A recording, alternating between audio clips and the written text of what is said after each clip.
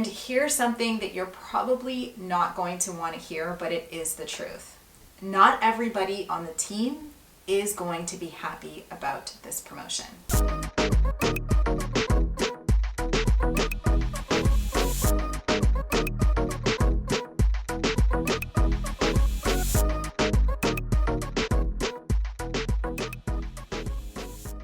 Hey there, welcome to Mac TV, where we of course believe that the transformation from going from manager to leader is such an important one.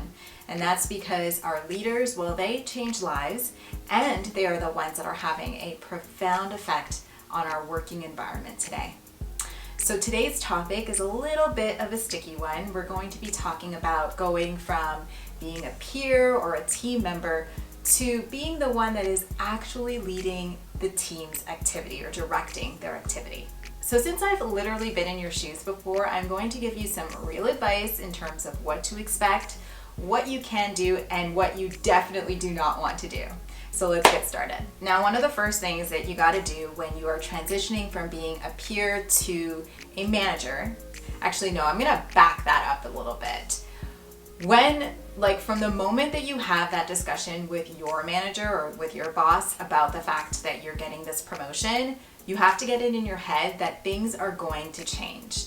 It's going to change not just for you, but also for your team members. And here's something that you're probably not going to want to hear, but it is the truth. Not everybody on the team is going to be happy about this promotion. I know that's like the craziest thing, right? Because you were probably one of them, you were one of the girls, you were one of the guys, and so you expect that they're going to be super excited that you're getting this opportunity. But unfortunately, people are people, and they come with so many different ideas in their head or whatever the case might be. And so not everyone is going to be happy that you're getting this opportunity. So having this realistic outlook and knowing that, of course, not everybody is going to support you in this role is really important, because it will allow you to take certain precautions or to make, different decisions than if you were to just go into it naively. Now, I say this to you because I was once very naive about the situation. Now, even though I personally actually didn't have to deal with this when I transitioned from being a peer to the leader of the team, I did actually watch it happen to another team member of mine. So when I promoted one team member to supervisor over another, what ended up happening was the one that didn't get promoted, jealousy took over. There was a lot of drama and gossip, and it caused low morale on the team. And so I think it's really important that you recognize that, this could happen, that people are people, and not be so naive to the fact that not everyone is going to support the decision or, like I said, the opportunity that is given to you. Which brings me to my next point in terms of, my recommendation. I think that had I had an honest conversation with that team member of what was going to happen, then the drama would never have happened. Now, I know that this isn't exactly the same situation, because I'm talking about one of my team members getting promoted over another, and that team member having an issue, and not necessarily me being the person that's getting promoted.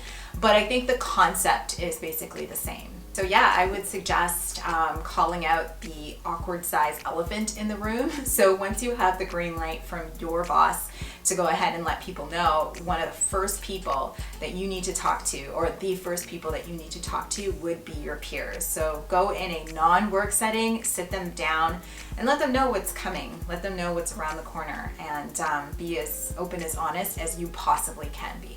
So one of the things that I think is really important to note is that sometimes the lack of support isn't really about you or your promotion, and it's really about the fact that they feel like they're not going to have this friendship with you anymore. Sometimes people feel like they're going to be losing out on something, and so that causes a reaction. So I think it's really important that when you have this conversation with your team members, especially the ones that maybe you're a lot closer with, I think it's important that you let them know that, yeah, the relationship is going to be different. You probably won't be talking about certain things that you would have before, or there's certain things that you can't discuss with them. But that does not at all mean that you won't have a friendship anymore. And I think that in itself will put them at ease and help you to transition into the role in a much more smooth manner than you would have had you not had this honest conversation. The other thing I will say that's really important for you to note is that now more than ever, your communication is going to have to be on point, because it's really easy for people to make up stories in their head, especially if they're your friends. And so, commit to communicating in a real and authentic manner, and dealing with things as soon as they arise, because you really don't want this to affect your friendship or your working friendship or relationship in any way. So commit to having a really good communication plan. Like I said, as soon as things come up, just talk about it and do so in a very real and honest manner. The next thing I'll say is that you should probably resist the urge to change things right away. I know that you've been, part of the team for a while, and so you probably know what needs changing and fixing, and you want to be the hero for the team. But you're gonna have to navigate this change curve for them in a very slow and controlled manner, because this is a big change, right? It's a big change that you are now leading their activities. So you want to be sensitive to that and make changes as slowly as possible. The last tip is to involve them in the process as much as you possibly can. So this is a transition that, like I said, isn't just new for you, it's new for them. So when you finally do decide to address something that is a pain point, that is a pain point for the entire team, I would ask them for their input. Get them to be part of the plan. It'll make the change that much easier on them if they're part of the outcome. Now, before I go, I want to address something that irks me to no end, and it's this old school mentality and HR thing where they say that once you become a manager, you have to have a conversation with your teammates and basically break up with them, letting them know that you can't be their friends. Well, I think this is complete malarkey. That's a word from Friends. And I just don't think that that's true at all, because some of the best teams out there, whether that be in corporate, the military or whatnot, they all run like a family. Now, I will say that teams like this, that operate like a family, I don't think that this just naturally occurs. I think it's done very intentionally, and they do have a few key ingredients that help it to work, or make it work, I should say. So, there's respect for the role, there's respect for each other, and there's good communication. I would say another thing is that they have a team purpose, and that each and every person understands what their role is and what they need to do to push that team forward. So those would be some of the key ingredients that you would find on teams that operate like a family or that are able to maintain friendships. Now, is this going to be hard? Absolutely, but I think it is so worth it. I know for our team, I thought it was great that everyone operated like a family, and it actually enhanced our work because people were going above and beyond for each other, and that's because they had actual real friendships outside of work. I do really hope that you found this mini lesson to be valuable to you, and if you have any questions at all, feel free to drop it in the comments below or just send me a DM. I am here to be your helper. Now, if you haven't already subscribed, then please do hit on the subscribe and notification bell so you don't miss out on the insights I share only on Tuesday.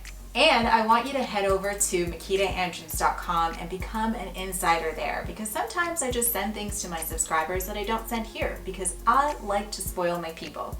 So like I said, head over there, MakitaAndrews.com. Grab while you're there your free new manager starter kit. It's an ebook that will help you kick ass in your new role. I promise you that.